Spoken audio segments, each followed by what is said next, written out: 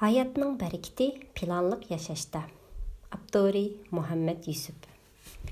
İnsanlarning hayotida xuddi sudek hisobsiz o'tib ketayotgan bir narsa bor. U bo'lsa-mu, ularning umri va vaqtidir. İnson tug'ilib cho'ng bo'lib, aql ho'shini tepib bo'lguncha, u tezlik qaranliq chog'larga yetib qoladi. Plan tuzish va plan bo'yicha yashash nurg'un kishilarga og'ir keladi.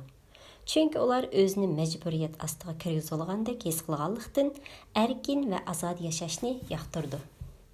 Ammo obdan o'ylansak, plan bo'yicha ish qilish va plan bo'yicha yashash bizga nurg'un ishlarni o'ng'aylashtirib berdi va hayotimizni natijali o'tkazishimizga yordamchi bo'ldi. Misrlik doktor İbrahim Faqih Mas'ullikning sehri nomli asarda mundaq deb yozadi. Ko'p sonliq insonlar qiron chog'larga yetgan qadar o'zining hayoti uchun biror plan yoki biror g'oya turg'izmasdan plansiz bo'lishiga yashaydi. Amerikaning Harvard universiteti tarafidan ilib berilgan tadqiqotga asoslanganda, dunyoda hayoti uchun plan tuzib, shu plan bo'yicha mangdiganlarning nisbati aran 3%ni. Ammo hayot uchun biror plan yoki g'oya turg'izmasdan yashaydiganlarning nisbati 97% tashkil qildi ekan. Men kim?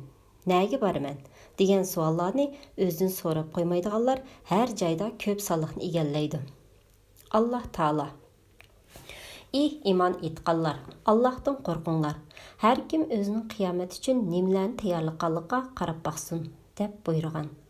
Bu oyat insonga bu hayotlik safar uchun tayyorlik qilishni va oxiratlik uchunmi o'zullik ililish yo'lida tirishchanlik ko'rsatishni amr qiladi. Nima uchun plan tuzmaymiz?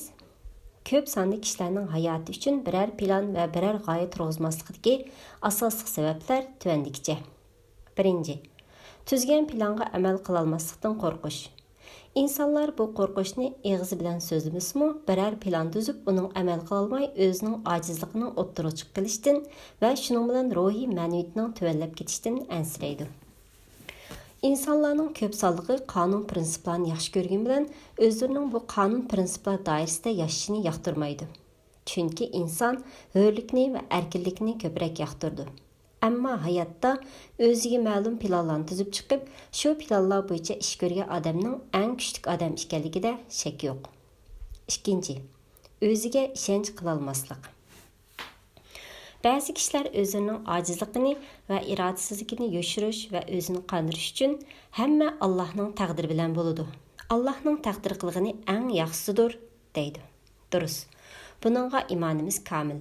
Chunki hamma ish Alloh taolaning taqdiri va irodasi bilan bo'ladi. Ammo o'ziga ishonch qila olmaydigan mazkur kishilar eslab olgan bu so'z haq so'z bo'lsa-mu, uningdan botil maqsad qilingan. Chunki Alloh taolo bizni planliq va g'oyaliq yashashga buyurgan. Boshqa jonliqlar plansiz va g'oyasiz yashaydi.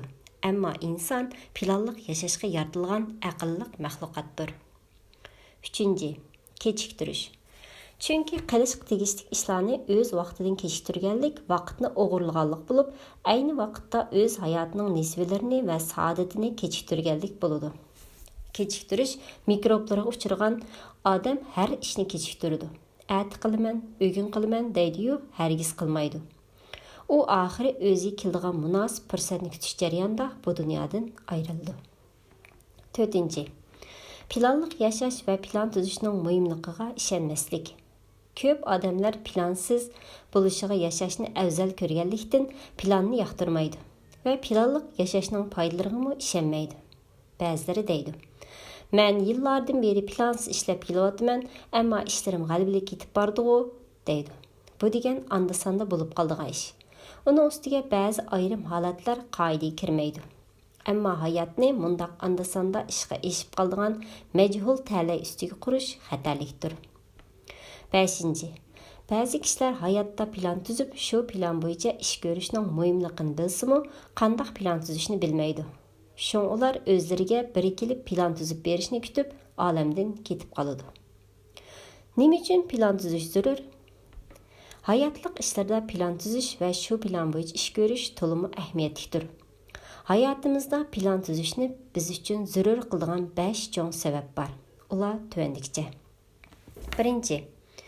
O'zini idora qilish. Chunki insonning hayot ishlarida uning biror mukammal programmasi va biror muntazam plani bo'lsa, o'zining hayotini va oqibatini o'z kontroli va o'z boshqarishi ostida tutganligini his qildida butun hayotlik sohalardagi hamma ishda yetarli kuch-quvvatga ega bo'ldi. İnsanның keləcəyi üçün plan tüzüşünü aldığan güc-qüvvəti əlbəttə çoğ və əhəmiyyətlidir.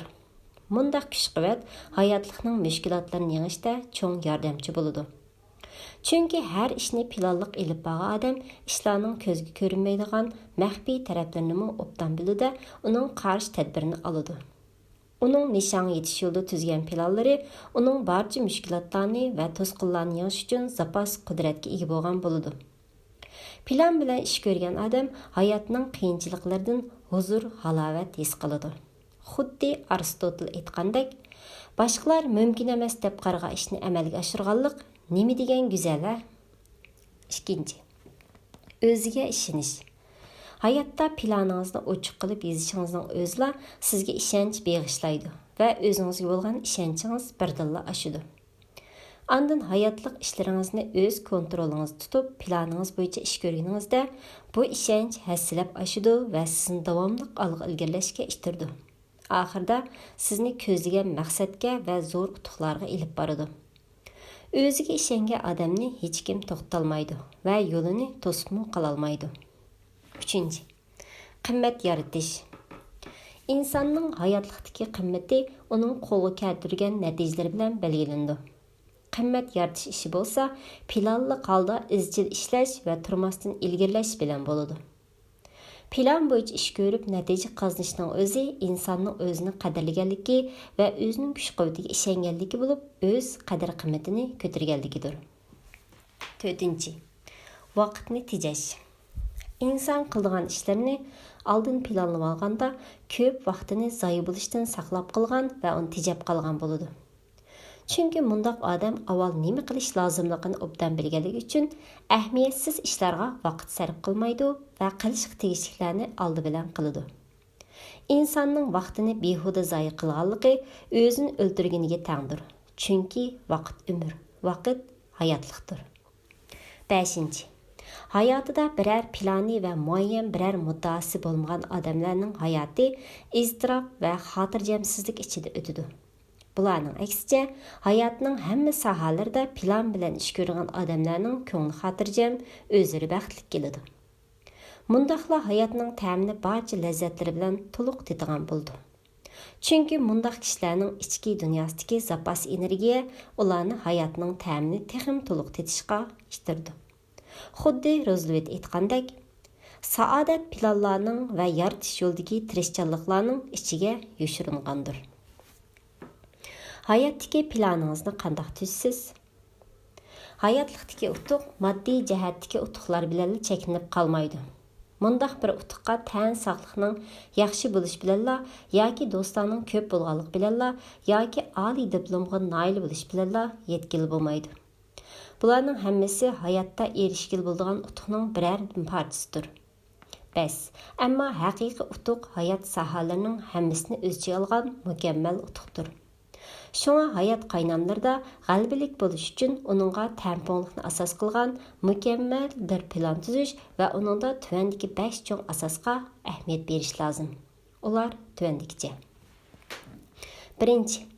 Ma'naviy taraf. Har tarafi tamponlashgan bir hayotning eng asosliq va ahamiyatli taraflarining biri uning ma'naviy tarafidir. Bu insonning Alloh taolo bilan bo'lgan munosabati, iymoni, e'tiqodi, qimmat qarashi va prinsiplari qatorliqlarni o'z ichiga oldi. Hayotda o'zining oz-to'l utuqlari bilan maqtanib, Alloh taoloni va uning haqqini unutgan holda yashaydiganlar ham xiyol ichida yashag'uvchilardir.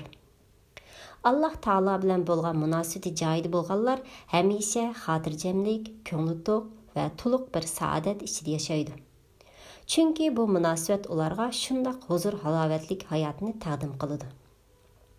Mundaq odam hayotlik safardagi mushkulotlarga qarshi kuch-quvvatini va yetarlik madadni Alloh taologa bo'lgan yaqinligidan ta'min etadi.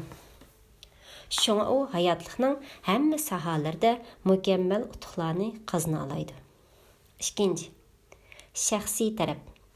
Bu taraf shaxsning o'zi va oilasi munosabatli bo'lib, o'qish, o'rganish, ko'ngil ichish, orom olish qatorliqlarni o'z ichiga oldi. Moşu işlarni oldin tuzilgan plan bo'yicha ilib berish nihoyatda yaxshi. 3. Kasb va ish xizmat. Bu shaxsning kelajagiga munosabatli kasbiy yoki xizmati yoki turmushini yaxshilash yo'lida bilim olish, kasbini taraqqiy qildirish qatorliq ishlarga bo'lgan qudratini o'z ichiga oldi. 4. Moddiy taraf. Bu shaxsning kirimi, maoshi va qo'lga keltirish planlangan mol dunyosini o'z ichiga oldi. 5. Tan saqliq taraf.